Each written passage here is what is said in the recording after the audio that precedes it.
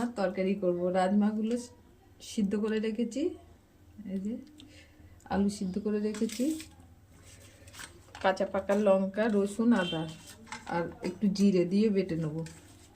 দিলাম, এবার বেটে নেব। তেল দিলাম, আলু জিরে ফোড়ন দিলাম, দুটো পাতা দিলাম, দুটো পেঁয়াজ কুচি রেখেছিলাম দিয়ে দিলাম।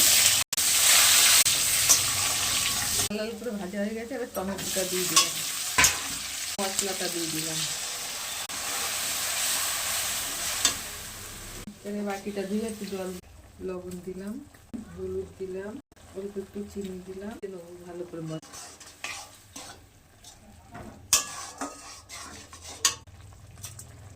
সিদ্ধ করা দিয়ে দিলাম, রাজমাগুলো দিয়ে দিলাম, সিদ্ধ করে রেখেছি রাজমাগুলো।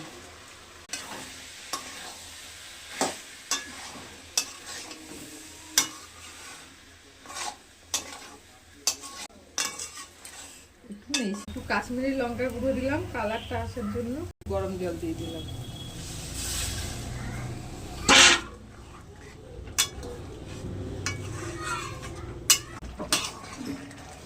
না আমি গরম মশলা একটু গরম মশলা দিলাম, এবার নামিয়ে নেব।